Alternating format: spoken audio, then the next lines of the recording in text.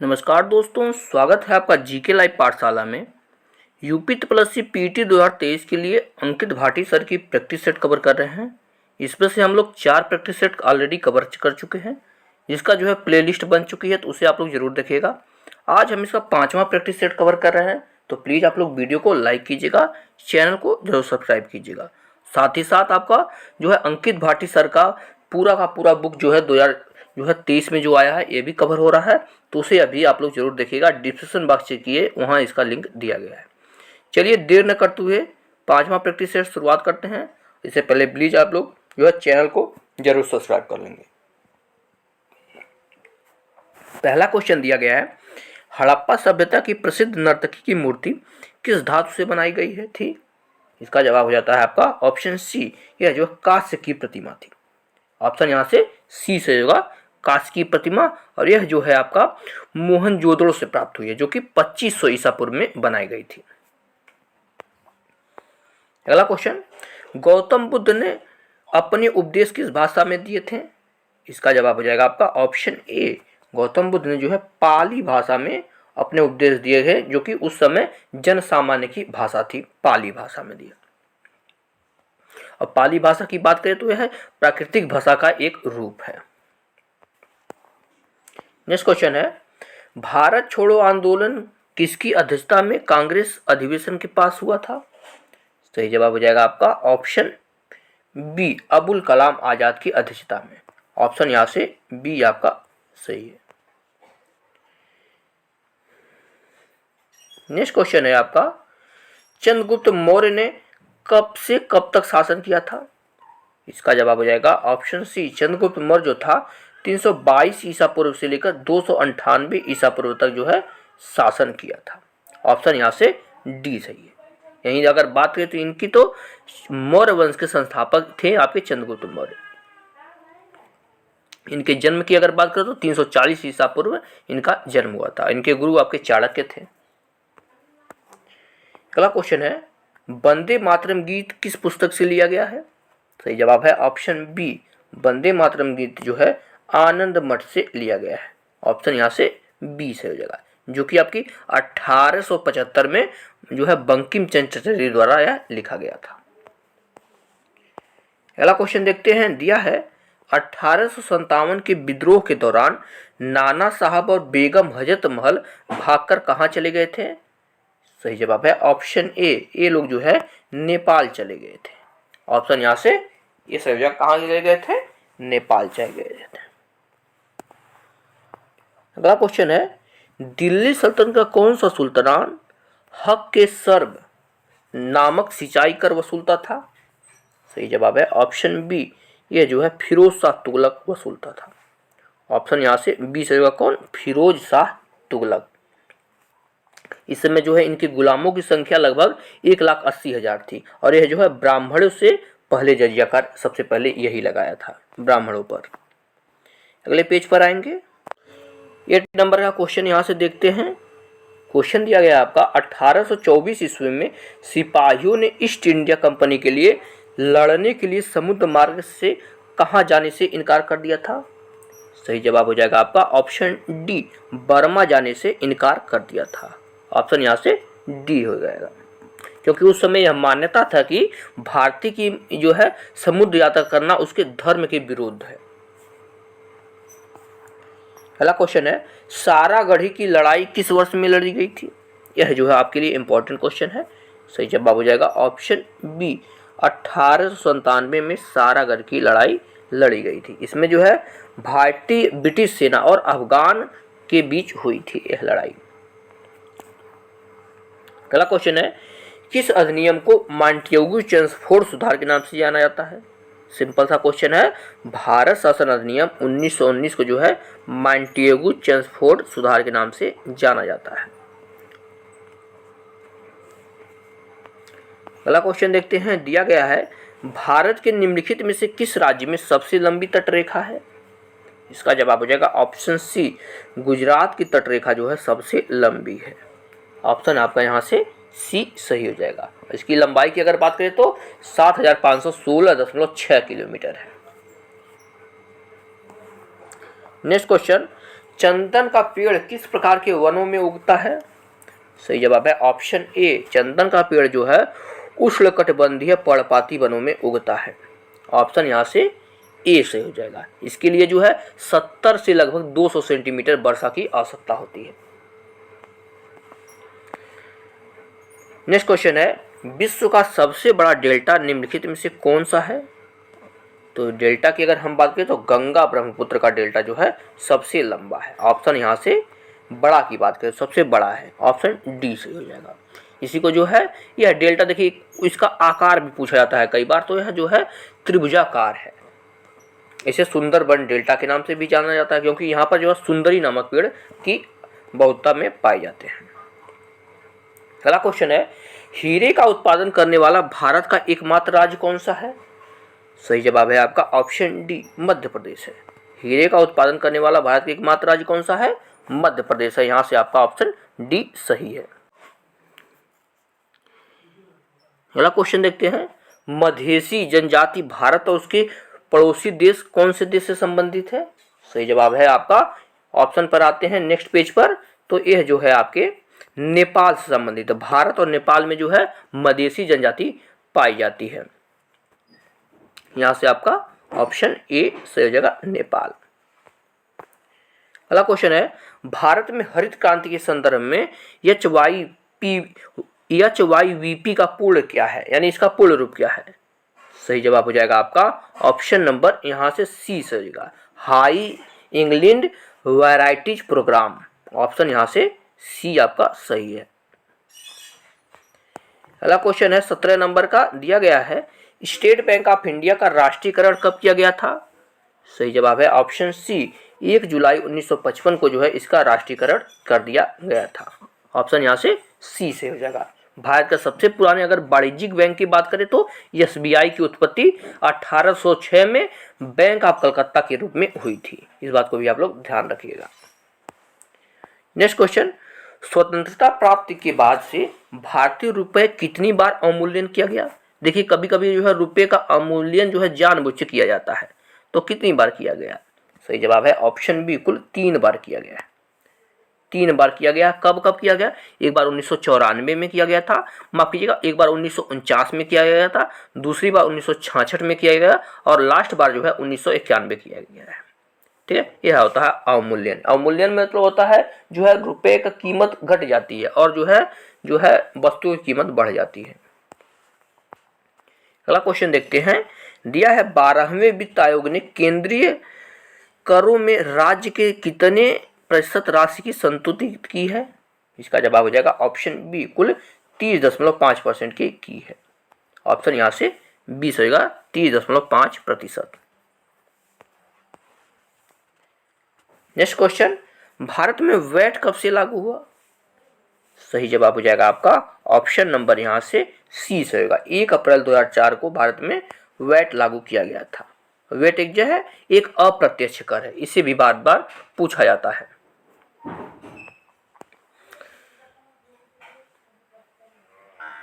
आगे देखते हैं, 21 नंबर का क्वेश्चन दिया गया आपका, भारतीय संविधान को 26 नवंबर 1949 को किसके द्वारा अधिनियमित किया गया था? इसका जवाब हो जाएगा ऑप्शन ए, भारतीय संविधान द्वारा अधिनियमित किया गया था। ऑप्शन यहाँ से ए सही होगा, भारतीय संविधान द्वारा इसे क्या किया गया था? अधिनियमित किया गया था। और जो है भारतीय संविधान बनाने में कितना समय लगा था, ये भी क्वेश्चन बार बार पूछा जाता है, तो 2 वर्ष 11 महीने 18 दिन इसमें लगा था। और इसकी अंतिम बैठक जो है 24 जनवरी 1950 को हो गई थी। उसके बाद जो है 2 दिन बाद यानी 26 जनवरी 1950 को जो है लागू कर दिया गया था। अगला क्वेश्चन देखते हैं, निम्नलिखित में से कौन सी जोड़ी या संस्था और संविधान के अनुच्छेद से सुमेलित है, यानी सही है सुमेलित? इसका जवाब हो जाएगा आपका ऑप्शन नंबर बी, भारत निर्वाचन आयोग जो है अनुच्छेद 324 में इसका उल्लेख किया गया है। इस बात को आप लोग ध्यान में रखिएगा।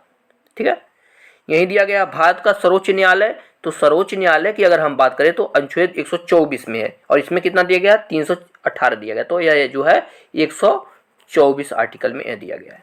उसके बाद जो है ऑप्शन में दिया संघ लोक सेवा आयोग यानी यूपीएससी की अगर हम बात करें तो यह जो है 315 से लेकर 323 तक इसका वर्णन है। ठीक है ना, 315 से लेकर 1923 तक इसका वर्णन किया गया है। और महाधिवक्ता की अगर हम बात करें तो इसमें जो है आर्टिकल 165 में महाधिवक्ता की बात की गई है, 165 में। इस चीज को भी आप लोग ध्यान में रखिएगा। 23 नंबर का क्वेश्चन है, संविधान की अनुसूची 6 इनमें से किस राज्य में लागू नहीं होती है?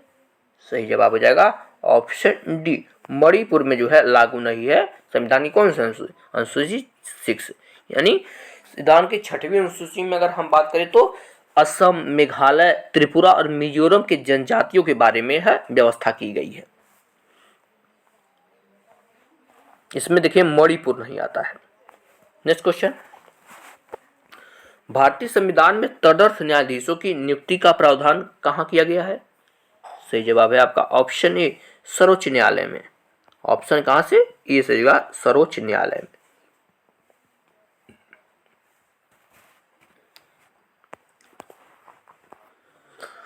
अगला क्वेश्चन है आपका, निम्न में से कौन सी एक संवैधानिक संस्था नहीं है? सही जवाब होगा मानवाधिकार आयोग जो है एक संवैधानिक संस्था नहीं है। मानवाधिकार आयोग की अगर हम बात करें तो इसका संगठन जो है 1993 के तहत स्वायत्त संवैधानिक निकाय के रूप में किया गया था। इस चीज को आप लोग ध्यान रखिए। और प्रतिवर्ष जो है 10 दिसंबर को अंतर्राष्ट्रीय मानवाधिकार दिवस मनाया जाता है। यह सबसे ज्यादा इंपॉर्टेंट है, आपके पेपर में छपते रहते हैं अक्सर इस क्वेश्चन को। नेक्स्ट क्वेश्चन दिया गया है, कैंडिला मात्रक है। तो कैंडिला की अगर हम बात करें तो यह ज्योति तीव्रता का मात्रक है कैंडिला। ऑप्शन यहाँ से सी से होगा क्या? ज्योति तीव्रता का SI मात्रक है कैंडिला। यही जो है आपका बल की मात्रक की बात करें तो बल ऑप्शन में दिया तो इसका मात्रक न्यूटन होता है। दाब दिया है तो दाब का मात्रक जो है पास्कल होता है। इस चीज को भी आप लोग ध्यान में रखिएगा। ये ज्योति फ्लक्स की बात करें तो जो है यह जो है घन कोण में उत्सर्जित होने वाली ज्योति फ्लक्स की मापने का उसका स्रोत की दिशा में ज्योति तीव्रता कहा जाता है। नेक्स्ट क्वेश्चन है, मेघाच्छन्न रात की अपेक्षा निर्मल रात अधिक ठंडी होती है। इसका क्या कारण है? यानी जो है जिस रात बादल रहते हैं वो रात जो है ज्यादा ठंडा नहीं होती है, और जिस रात में जो है एकदम आसमान साफ रहता है वह जो है रात अधिक ठंडी होती है। इसके कहने का मतलब ये है, क्यों ऐसा होता है? सही जवाब हो जाएगा आपका ऑप्शन सी, विकिरण के कारण होता है। ऑप्शन यहाँ से सी से होगा, किसी कारण होता है? विकिरण के कारण ऐसा होता रहता है। देखते हैं अब 28 नंबर का क्वेश्चन दिया गया आपका, द्रव पदार्थ से गैस में परिवर्तन होने की प्रक्रिया को क्या कहा जाता है? सही जवाब हो जाएगा ऑप्शन सी, इसे जो है वाष्पीकरण बोलते हैं। क्या बोलते हैं? वाष्पीकरण। ऑप्शन यहाँ से आपका सी सही हो जाएगा। अगला क्वेश्चन है आपका, नाइट्रोजन का परमाणु क्रमांक क्या है? सही जवाब है ऑप्शन सी, इसका परमाणु क्रमांक जो है 7 होता है, यानी 7 होता है। नाइट्रोजन जो है एक अधातु है, इसे आवर्त सारणी के समूह 15 का सबसे हल्का तत्व माना गया है। माफ कीजिए थोड़ा शोर के लिए। अगला क्वेश्चन दिया गया है 30 नंबर का, यहाँ से देखेंगे। दिया गया है आपका, कोशिका में निम्न में से कौन सी पाचन थैली कहलाती है? इसका जवाब हो जाएगा ऑप्शन डी, लाइसोसोम को जो है पाचन थैली कहते हैं। यही लाइसोसोम की अगर बात करें तो यह विभिन्न पदार्थों को पचाने का काम करता है। यह बहुत ही सूक्ष्म कोशिकांग है जो छोटी पुटिकाओं के रूप में पाए जाते हैं। और लाइसोसोम की खोज की अगर बात करें तो 1958 में क्रिश्चियन डिंडवे द्वारा की गई थी। इस चीज को आप लोग ध्यान में रखिएगा। अगला क्वेश्चन दिया गया है आपका, अभय उभय शब्द का सही अर्थ बताइए। तो अभय मतलब होता है जो डरे न, निर्भय हो जाता है, और उभय मतलब होता है जो दोनों में है, जैसे उभयचर, उभय निष्ठा आप लोग सुने होंगे। तो उभय मतलब होता है दोनों। तो सही ऑप्शन हो जाएगा ऑप्शन ए, निर्भय और दोनों दोनों होते हैं। ठीक है, इस तरह से हो जाएगा। अनिल अनल का अगर पूछा जाए तो आपका ए भी दिया गया है आपका, हवा अग्नि का जो है अनिल अनल होता है। इस चीज को भी आप लोग ध्यान रखिएगा। यही सेना दिया गया है तो सेना की प्रवाची में देखा जाए तो नहीं, नेक्स्ट क्वेश्चन में है देखा है दिया गया कौन सा शब्द अनि का प्रवाची है? सही जवाब हो जाएगा आपका ऑप्शन नंबर यहाँ से बी से होगा, सेना होता है अनि का पर्यायवाची। अनि के पर्यायवाची में अगर देखा जाए तो कटक होता है, लश्कर होता है, फौज होता है, वाहिनी होता है, ये सब जो है सेना की प्रवाची। घोड़ा ऑप्शन में दिया गया तो इसका जो है तुरंग, वाज, अश्व ये सब होते हैं। अर्जुन ऑप्शन में दिया गया, तो पार्थ, धनंजय, भारत, गुडाकेश, ये सब अर्जुन के पर्यायवाची हैं। ये सब आपके पेपर में पूछे जाते हैं बार बार। अगला क्वेश्चन है, प्राणदा के लिए अनेक शब्द क्या होगा? इसका जवाब हो जाएगा ऑप्शन बी, जीवन देने वाली दवा को प्राणदा बोलते हैं। ऑप्शन बी यहाँ से होगा, जीवन देने वाली दवा। अगला क्वेश्चन है, अयादि संधि जो है, अयादि संधि इसमें से कौन सा है? 38 नंबर क्वेश्चन, हाँ हो गया। 39 नंबर क्वेश्चन है, जो अयादि संधि कौन सा है? सही जवाब हो जाएगा आपका ऑप्शन डी, नौ धन इक जो है अयादि संधि का उदाहरण है। नौ धन इक होता है आपका नाविकीय अयादि संधि का उदाहरण है। यहाँ जो तथैव तथा धन एवं तथैव दिया गया है, यह आपका वृद्धि संधि का उदाहरण है, ठीक है ना। अपधंजय अब जो होगा यह आपके व्यंजन संधि का उदाहरण है, और उत धन योग उद्योग ये भी आपके व्यंजन संधि का उदाहरण है।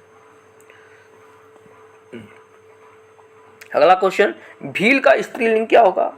तो भील का स्त्रीलिंग आपका भीलनी होता है। ऑप्शन यहाँ से बी से होगा क्या, भीलनी। यहाँ से हम लोग जो करंट अफेयर का सेक्शन शुरुआत करते हैं। दिया है, भारत के प्रधानमंत्री नरेंद्र मोदी ने निम्नलिखित में से किस गांव को भारत का प्रथम 24x7 सौर ऊर्जा से संचालित गांव घोषित किया है? सही जवाब हो जाएगा ऑप्शन ए, यह जो है गुजरात का मोढेरा गांव को घोषित किया है। ऑप्शन ए यहाँ से सही हो जाएगा। अगला क्वेश्चन है, 18 जून 2023 को इंडोनेशिया के जकार्ता में आयोजित हुए बैडमिंटन टूर्नामेंट में सुपर 1000 वर्ग का पुरुष डबल्स खिताब जीतकर किन दो खिलाड़ियों ने इतिहास रच दिया है? इसका जवाब है आपका ऑप्शन सी, यह आपके सात्विक रेड्डी तथा चिराग शेट्टी, ये दोनों हैं आपके। ऑप्शन यहाँ से आपका सी सही है।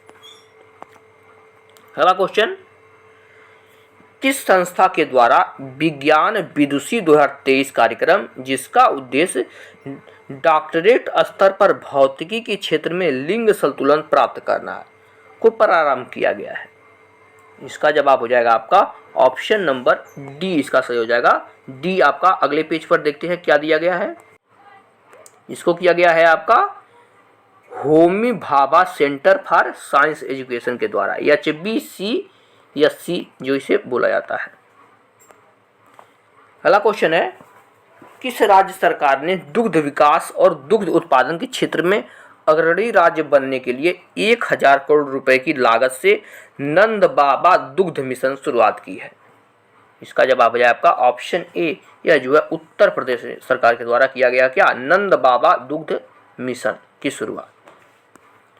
नेक्स्ट क्वेश्चन, राष्ट्रीय प्रसारक दूरदर्शन पर देश की प्रथम अंग्रेजी महिला समाचार प्रस्तुतकर्ता थी, जिनका 7 जून 2023 को निधन हो गया, तो यह कौन थी? इसका जवाब है ऑप्शन ए, यह थी आपकी गीतांजलि अय्यर। ऑप्शन यहाँ से ए सही होगा क्या, गीतांजलि अय्यर। अगला क्वेश्चन, भारत सरकार ने निम्न में से किसकी अध्यक्षता में मणिपुर राज्य में हुई हिंसक घटनाओं की जांच हेतु एक आयोग का गठन किया गया है? आप लोग अभी देखें मणिपुर में घटनाएं हुई थी। इसका जवाब हो जाएगा ऑप्शन बी, अजय लांबा समिति का गठन किया गया है। ऑप्शन यहाँ से बी सही हो जाएगा। अगला क्वेश्चन, प्रसिद्ध अमेरिकी अर्थशास्त्री स्टीव हैंके के वार्षिक दुख सूचकांक 2022 में किस देश को सर्वाधिक दुखी या दयनीय माना गया है? सही जवाब है ऑप्शन डी, जिम्बाब्वे को माना गया है। ऑप्शन यहाँ से डी से होगा क्या, जिम्बाब्वे। अगला क्वेश्चन, किस देश ने 19 से 21 मई 2023 के मध्य 49वें G7 शिखर सम्मेलन का आयोजन किया? इसका जवाब है आपका ऑप्शन डी, यह जो है जापान के द्वारा किया गया है। ऑप्शन यहाँ से डी से होगा, किसके द्वारा, जापान के द्वारा। पहला क्वेश्चन दिया गया आपका, ध्यान से पढ़िएगा क्वेश्चन को। हाल ही में किस व्यक्ति को भारत तथा फ्रांस देश के मध्य व्यापार संबंधों को मजबूत करने के लिए उनके योगदान हेतु फ्रांस के सर्वोच्च नागरिक पुरस्कार सिविलियर डी ला लीजन डी ऑनर से नवाजा गया है? इसका जवाब है आपका ऑप्शन सी, यहाँ से सही हो जाएगा, एन चंद्रशेखरन को नवाजा गया है, एन चंद्रशेखरन। अगला क्वेश्चन, निम्नलिखित में से किस राज्य के चुनार बलुआ पत्थर को भौगोलिक संकेतक यानी जीआई टैग दिया गया है? इसका जवाब है ऑप्शन यहाँ से बी सही है, उत्तर प्रदेश को। ऑप्शन यहाँ से बी सही होगा, क्या? उत्तर प्रदेश। 61 नंबर क्वेश्चन यहाँ से देखते हैं, दिया गया है आपका, निम्नलिखित में से किसने प्रसिद्ध पुस्तक पावर्स ऑफ द माइंड लिखी है? तो इसके ऑप्शन देखते हैं। सही जवाब हो जाएगा आपका option number B, power of the mind पुस्तक जो है स्वामी विवेकानंद के द्वारा लिखी गई है। इसमें जो है इनके दिए गए भाषणों का वर्णन किया गया है। स्वामी विवेकानंद एक प्रसिद्ध भारतीय धार्मिक शिक्षक और दार्शनिक लेखक थे। इनके बारे में अगर और देखें तो इनके गुरु का नाम स्वामी रामकृष्ण परमहंस था, जिनका इन्होंने जो है इन्हीं के नाम पर रामकृष्ण मिशन की शुरुआत इनके द्वारा की गई थी। यही स्वामी विवेकानंद के अन्य पुस्तकों की हम बात करें तो इनकी पुस्तकों में आपके स्वामी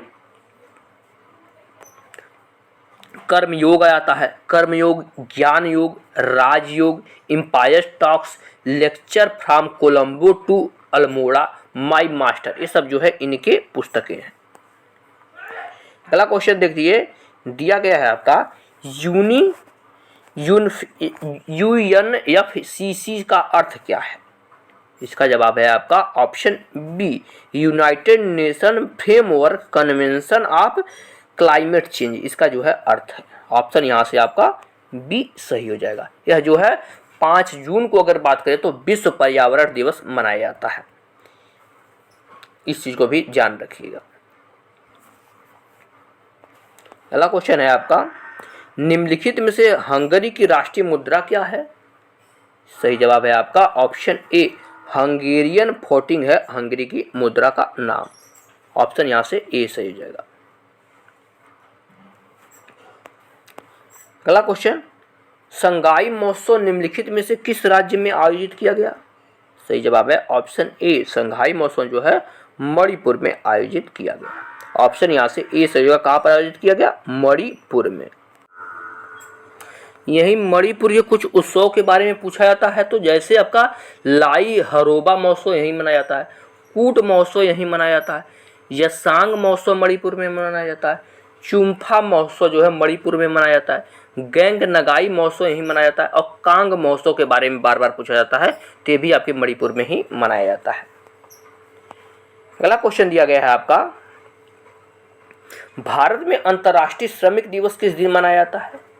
सही जवाब है ऑप्शन सी, 1 मई को जो है इंटरनेशनल मजदूर दिवस मनाया जाता है। ऑप्शन यहाँ से ए सही होगा। यहीं कुछ जो है 15 अप्रैल ऑप्शन में दिया गया, तो 15 अप्रैल को जो है वर्ल्ड आर्ट डे मनाया जाता है। 1 अगस्त दिया गया तो इस दिन राष्ट्रीय पर्वतीय पर्वतारोहण दिवस मनाया जाता है। 12 दिसंबर दिया गया तो इस दिन जो है अंतर्राष्ट्रीय तटस्थता दिवस मनाई जाती है। अगला क्वेश्चन है, निम्नलिखित में से कौन लोकसभा के प्रथम अध्यक्ष यानी स्पीकर थे? सही जवाब हो जाएगा ऑप्शन बी, गणेश मावलंकर थे, जिसे जीवी मावलंकर भी कहा जाता है। तो इनका पूरा नाम जो है गणेश वासुदेव मावलंकर है। यह चीज आपका यहाँ से सही हो जाता है। अगला क्वेश्चन देखते हैं, दिया गया है निम्नलिखित में से कौन सा देश भारत के साथ सबसे लंबी अंतर्राष्ट्रीय सीमा साझा करता है? सही जवाब है ऑप्शन ए, बांग्लादेश के साथ जो है भारत की सबसे लंबी अंतर्राष्ट्रीय सीमा है, जो कि 4096 किलोमीटर है। और बांग्लादेश जो है भारत के कुल 5 राज्यों को स्पर्श करता है। कौन कौन से राज्यों को? 5 राज्यों में आपके नंबर 1 पे आता है आपका असम हो गया, यहाँ से एक, दूसरा पश्चिम बंगाल हो गया, तीसरा मिजोरम हो गया, चौथा आपका त्रिपुरा हो गया, 5वां आपका मेघालय हो गया। तो 5 राज्यों को जो है टच करता है। अब भारत की अन्य देशों के साथ जो है सीमाएं कितना किलोमीटर है इसके बारे में पूछा जाता है, तो चीन के साथ 3488 किलोमीटर लंबी सीमा भारत की है। उसके बाद जो है भूटान की अगर बात करें तो यहाँ की सीमा जो है 6099 मीटर भूटान की है। पाकिस्तान की बात करें तो 3323 किलोमीटर पाकिस्तान से लगता है। नेपाल की देखें तो 1750 किलोमीटर नेपाल से लगता है। और म्यांमार की अगर हम बात करें तो 1643 किलोमीटर जो है म्यांमार से लगता है। और सबसे छोटी सीमा की अगर बात करें तो अफगानिस्तान से मिलती है भारत की, जो कि आपकी 106 किलोमीटर बस है। अगला क्वेश्चन देखते हैं, दिया गया है आपका, निम्नलिखित में से 2014 में बनाया गया भारत का 29वां राज्य कौन सा है? ये तो सिंपल सा क्वेश्चन है। सही जवाब हो जाएगा ऑप्शन ए, तेलंगाना राज्य जो है भारत का 29वां राज्य, जो कि आपका 2014 में बनाया गया था। और इसके जो है हैदराबाद को 10 वर्ष के लिए आंध्र प्रदेश तथा तेलंगाना की संयुक्त राजधानी बनाया गया था। इस चीज को भी आप लोग ध्यान में रखिएगा। नेक्स्ट क्वेश्चन है, वॉलीबॉल निम्नलिखित में से किस देश का राष्ट्रीय खेल है? सही जवाब है ऑप्शन बी, नेपाल का राष्ट्रीय खेल आपका वॉलीबॉल है। इस चीज को ध्यान में रखिएगा, जो कि 2017 में नेपाल ने अपना राष्ट्रीय खेल इसे घोषित किया गया था। भारत का आपको पता ही है आपका राष्ट्रीय खेल हॉकी है। आते हैं नेक्स्ट पेज पर। 70 नंबर का क्वेश्चन दिया गया है आपका, लोकसभा में पद धारण करने की न्यूनतम आयु कितनी है? सही जवाब हो जाएगा ऑप्शन यहाँ से सी से 25 वर्ष। लोकसभा जो है में पद धारण करने के लिए कितना चाहिए? 25 वर्ष एज होनी चाहिए। मतदान करने की आयु के बारे में बार बार पूछा जाता है, 18 वर्ष होनी चाहिए मतदान की आयु। सांसद बनने के लिए वही आपके लोकसभा में 25 वर्ष होनी चाहिए। एमएलए बनने के यानी विधायक बनने के लिए भी 25 वर्ष होनी चाहिए। और राष्ट्रपति उपराष्ट्रपति बनने के लिए आपकी 35 वर्ष उम्र होनी चाहिए। और राज्यपाल बनने के लिए भी आपकी एज 35 वर्ष होनी चाहिए। अब इसके बाद जो है आपका जो है गद्यांश का सेक्शन आता है। गद्यांश को पढ़ के आंसर देना है। आपको पता है 10 क्वेश्चन आपके गद्यांश से आएंगे, तो सबसे ज़्यादा इंपॉर्टेंट यही माना जाता है। तो एक बार हम लोग गद्यांश को पढ़ते हैं, इसके बाद इसके आंसर देंगे। तो गद्यांश को यहाँ से पढ़ना शुरू करते हैं। एक बार आप लोग जो है वीडियो को रोक करके गद्यांश को पढ़ लेंगे अच्छे से, तब आपके समझने में कोई दिक्कत होगी नहीं। दिया गया है, अंबर बने सूखों की चादर, धरती बने बछौना, मिट्टी से सोना उपजाओ, इस मिट्टी से सोना, यह मिट्टी जगती की जननी, इसको करो प्रणाम, कर्मयोग के साधन बनाना।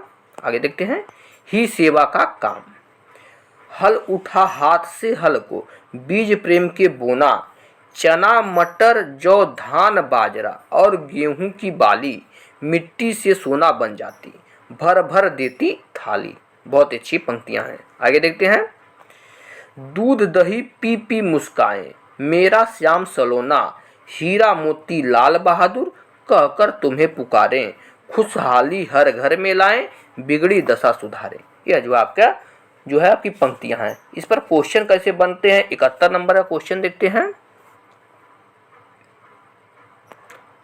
दिया गया क्वेश्चन, यह मिट्टी किसकी जननी है? तो जैसा आपके पद्यांश में दिया गया है, जगती की जननी है। ऑप्शन यहाँ से ए से होगा, किसकी? जगती की जननी है। अगला क्वेश्चन, साधक बनना, पंक्ति का पूर्ण सही शब्द से कीजिए। सही जवाब हो जाएगा आपका ऑप्शन नंबर डी, कर्मयोग के साधक बनना। ऑप्शन यहाँ से बी से होगा क्या? कर्मयोग। नेक्स्ट क्वेश्चन, अंबर किसकी चादर बने? दिया गया है, तो सही जवाब हो जाएगा आपका ऑप्शन डी, अंबर जो है सूखों की चादर बने। ऑप्शन यहाँ से डी सही है। अगला क्वेश्चन है, श्याम सलोना क्या क्या पीकर मुस्कुराता है? इसका जवाब हो जाएगा आपका ऑप्शन नंबर यहाँ से डी से होगा, दूध दही पीकर मुस्कुराता है। ऑप्शन डी सही है। अगला क्वेश्चन, खुशहाली हर घर में लाए, बिगड़ी दशा, पंक्ति की पूर्ति सही से कीजिए। तो सही जवाब हो जाएगा आपका ऑप्शन नंबर यहाँ से ए से हो जाएगा। क्या है? खुशहाली हर घर लाएं, बिगड़ी दशा सुधारें। ऑप्शन नंबर यहाँ से ए से होगा, बिगड़ी दशा सुधारें। इसके बाद जो है आपका 76 से लेकर 80 तक गद्यांश दिया गया है। इसे भी हम लोग पढ़ते हैं और इसके आंसर देखते हैं। दिया गया है गद्यांश में आपके, गान मनुष्य के हृदय की स्वाभाविक प्रवृत्ति कही जा सकती है। आनंद में हो या विषाद में मनुष्य गाए बिना नहीं रह सकता। सुख में गाकर वह उल्लासित होता है, दुख में गाकर वह दुख विस्मित करता है। उसके सुख दुख के भावावेश के क्षण गीतों का में ही स्वरित होते हैं। ये गीत मानव जीवन का भोजन है, उसके हृदय की तृप्त गीत गाकर ही होती है। आदिकाल से मानव हृदय जो है गाता चला आता है। सूर्य की प्रखर ताप में हल कर्षण करता हुआ क्षेत्रज अपने गीतों से उसकी प्रखरता को भूलता है। तिमिरमयी निशा में उष्टारोही तान लगाता हुआ मरुभूमि की भीषण शून्यता का भान भूल जाता है। गाड़ीवान गाड़ी के पहियों की ठचक ठचक ध्वनि के साथ ही अपनी ध्वनि मिलाता हुआ उजली रात में कोसों के कोस पार कर जाता है। जंगल में भेड़ों को चराते हुए गडेरिए का गान उसके समूचा जंगल के प्रतिध्वनि होकर न केवल उसकी ध्वनि को अपितु उसके अंतर स्तर को भी प्रतिध्वनित करते हैं। ईंट और गारा ढोता हुआ मजदूर गाना में मस्त होकर जीवन की दारुता को भूल जाता है। आगे देखते हैं। आदिम मनुष्य के हृदय से निश्चित इन्हीं गानों को लोकगीत की संज्ञा दी गई है। मानव जीवन के उल्लास की, उमंगों की, करुणा की, उनके रुदन की, उनके समस्त दुख दुख की कहानी इसमें चित्रित है। न जाने कितने काल को चीरकर ये गीत चले आ रहे हैं। काल का विध्वंसकारी प्रभाव इसका कुछ नहीं बिगाड़ था। यह जो है गीतों पर आपका क्वेश्चन था, गद्यांश था। इस पर क्वेश्चन कैसे बन रहे हैं इसे देखेंगे। दिया गया है आपका लोकगीत कलजयी होते हैं क्योंकि, इसका जवाब हो जाएगा आपका ऑप्शन डी, क्योंकि जो है काल का विध्वंसकारी प्रभाव इसका कुछ नहीं बिगाड़ पाता है, जैसा कि आपके गद्यांश में दिया गया है। अगला क्वेश्चन है लोकगीत से अभिप्राय क्या है। सही जवाब है इसका भी आपका ऑप्शन डी, आधुनिक सभ्यता से अप्रभावित मानव का वावोच्छितित गीत। आपका ऑप्शन डी सही है। अगले पेज पर आएंगे। 78 नंबर क्वेश्चन है श्रमिक वर्ग के लिए गान का विशेष महत्व है क्योंकि वह, इसका जवाब हो जाएगा आपका ऑप्शन नंबर यहाँ से जो है बी सही हो जाएगा, उसके कर्म क्षेत्र की कठोरता कम करके उसे उल्लासित करता है। ऑप्शन यहाँ से बी सही। अगला क्वेश्चन, किसान के लिए क्षेत्रज का प्रयोग सार्थक है क्योंकि वह, सही जवाब है ऑप्शन डी, खेत और खेती के विषय को पूर्ण ज्ञान रखता है। ऑप्शन यहाँ से डी सही हो जाएगा। अगला क्वेश्चन, गान को मनुष्य की स्वाभाविक प्रवृत्ति करना इसलिए उपयुक्त है क्योंकि वह क्या करता है। सही जवाब है ऑप्शन सी, मानव को भावकुल हृदय की सहज अभिव्यक्ति करता है। ऑप्शन यहाँ से आपका सी सही हो जाएगा। तो यहाँ से जो है इस प्रैक्टिस सेट के समापन होता है। इसके बाद आपका डीआई है, उसके लिए जो है आप लोग टेलीग्राम चैनल को ज्वाइन कीजिए, वहाँ आपको पूरा का पूरा PDF दे दिया जाएगा। मिलते हैं नेक्स्ट लेक्चर में, तब तक के लिए धन्यवाद।